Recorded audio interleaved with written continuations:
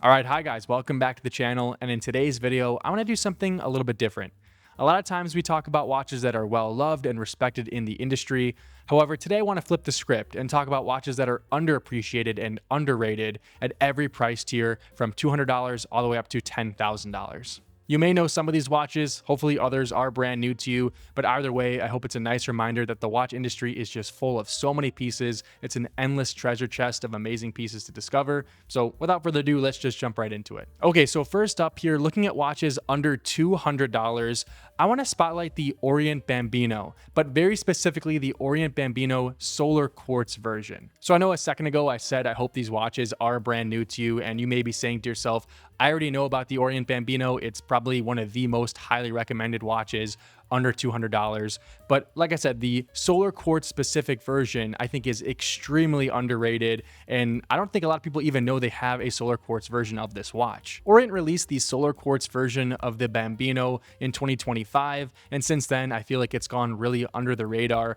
And there's a couple reasons why I love this watch in particular. Number one, it's actually the first ever Orient Bambino without a date window.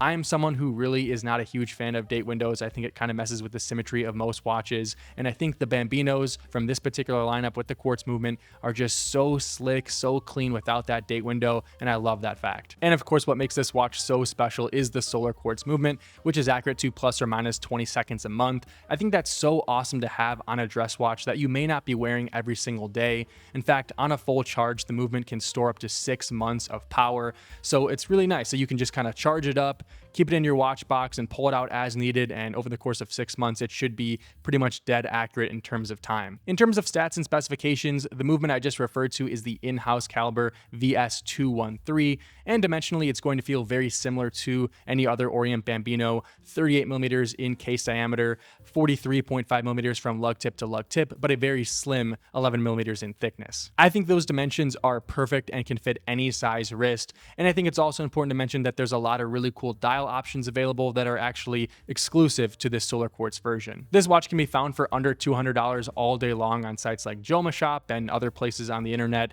And like I said, the Orient Bambino in and of itself is a very highly celebrated watch from Orient, but the Solar Quartz version I think is very underrated and almost never talked about. So I wanted to spotlight it in this video. All right, next up here, looking at watches under $500, the piece I want to spotlight is the Citizen NB1050.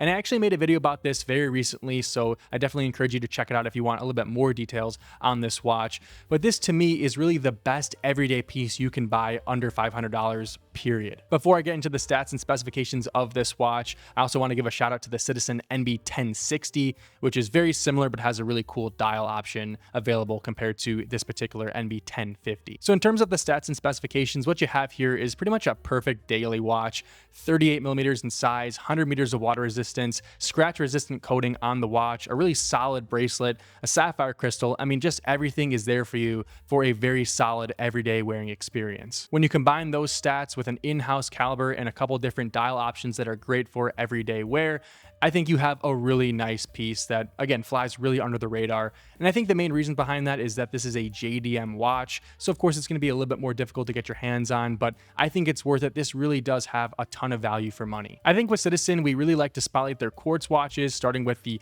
ProMaster divers all the way up to their high accuracy quartz watches. But I think that something like this, an automatic everyday piece from the brand, is amazing and definitely should be considered. All right, now we're moving up to $1,000, and the watch I would like to shout out here is the Certina DS PH1000M. I think Certina in general is a very underrated brand. Of course, they fall under the umbrella of the Swatch Group, which I think gives them a lot of advantages, but they also can sometimes get lost in the shuffle because of that as well. But let's talk specifically about the DS Super PH1000M. That name is certainly a mouthful, but it's a really cool watch. It's actually inspired by the original Certina DS2, which came out in the 1970s, and it's an extremely capable dive watch. As you can imagine, this watch has 1,000 meters of water resistance, which is pretty much unheard of for this particular price point. Again, we're looking at under $1,000. and it has a lot of other amazing specifications that go along with that 1000 meters that make it such a great value. In this watch, you get the ETA-based Powermatic 80, specifically the 80.611, which has anti-magnetic resistance, shock resistance, and temperature resistance, which I think is an important reminder because not all Powermatic 80s are made equal, so that's important. And in addition to that, you have a 43.5 millimeter case size and a 14 millimeter thickness, which sound pretty crazy, definitely sound like a really big watch, which is definitely true, but at 48 millimeters in lug tip to lug tip, this watch should fit on most wrists out there. And of course, all of this comes with a really cool retro-inspired design, some really cool orange accents. I mean, it's a really nice looking piece in my opinion that combines capability, heritage, and real specifications. So I think this is a great watch. Honestly, this is on my hit list for watches I would like to acquire in the coming year. And yeah, this is a really cool piece in my opinion that no one really talks about. All right, next up here, looking at watches under $2,000. I would like to spotlight the Raymond Weil Millesime Moonphase. Okay, I'm going to be upfront with you all. This watch does technically sit just above $2,000, but I felt like I had to include it in this video because I think it's such an amazing value proposition and such a unique and underrated watch as well. So first and foremost, for just over $2,000, you have a proper mechanical moonphase complication, which I think is pretty rare for this price point. I think usually I would expect that type of complication to be in watches over $3,000, so for just over $2,000, that is pretty incredible. In addition to that, you have this watch sitting inside of a beautiful case and the look of a beautiful dress watch here with almost a sector style dial. I think these watches just look amazing. I think that is honestly my favorite part of these watches. Aside from the awesome complication, they just look outstanding, and I think Raymond Weil has just been killing it recently. Another brand like Certina that is, in my opinion, extremely underrated. And a fun little fact about the Millesime lineup from Raymond Weil, the small second version in particular actually won the GPHG Challenge Prize. And for those unfamiliar with GPHG, that's kind of like the Oscars of watchmaking. So this is definitely a highly respected watch within the landscape of watchmaking, but I think one that again goes very under the radar. And just to briefly touch on the stats and specifications, inside of this watch is the Raymond Weil Caliber RW4280, which is really just based on the Sellita 280-1. That has 38 hours of power reserve, definitely nothing overly special. I would like it to maybe be a little bit longer, but not too bad. And my favorite part about this watch, it comes in both 40 millimeters and 35, so that should span about every wrist size out there. That should look great on any wrist, so that's awesome. And like I said, overall, I think it's an amazing package. Again, I kind of cheated here. It's a little bit over $2,000, but I think definitely worth a mention. Okay, next up here, looking at watches under $5,000, I want to spotlight the Nomos Ahoy Neomatic. So I think this watch is underrated for a couple of reasons. Number one, I think people just don't really talk about Nomos that much, which is kind of interesting because I think they're such an amazing brand. And number two, this watch is kind of an oddball. It's kind of a dive watch without a dive bezel. So it's definitely kind of weird and interesting, but that's kind of why I like it. When talking about Nomos, the first thing you have to mention is that they are totally vertically integrated. That basically means they make every part of their watch, which not too many brands can actually say they do.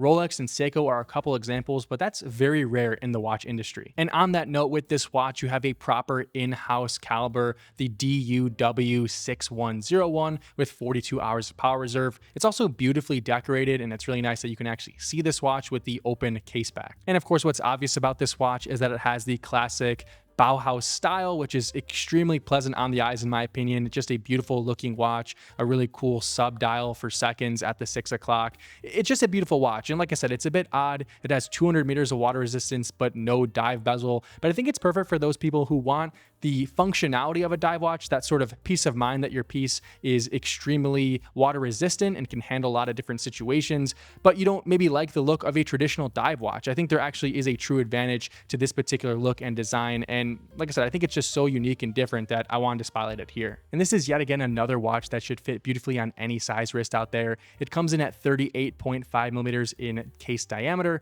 It is 9.9 millimeters thick, or should I say thin, because that is extremely thin for an automatic watch.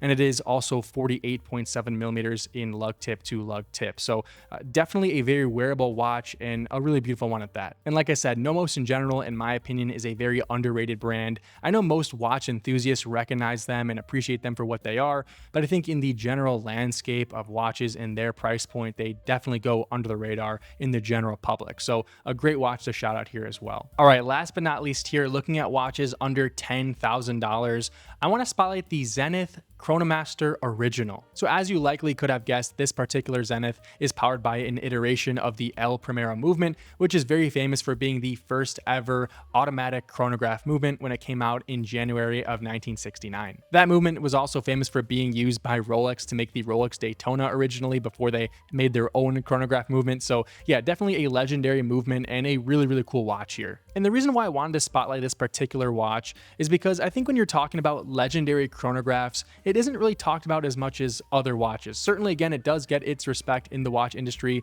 but compared to watches like the Rolex Daytona and the Omega Speedmaster, I don't think it's on the same level in terms of their sort of prestige or perceived value in the watch world. The particular version of the El Primero movement inside of this watch is the caliber 3600, and it beats at 36,000 vibrations per hour and features a 60-hour power reserve. This watch features a perfect 38mm case size, and the only real downside I can find is that it has a 50-meter water resistance rating. Not too uncommon for chronographs. I wish it was better than that, but I can't really knock it too hard for it. Another thing I love about this watch is that it has a ton of different awesome color options to choose from, and yeah, you can definitely find one that fits your own personal taste. And it's just a great watch. Again, Zenith, an underrated brand in my opinion in the grand scheme of watch collecting when you compare them to brands like Rolex, Omega, Breitling, and others.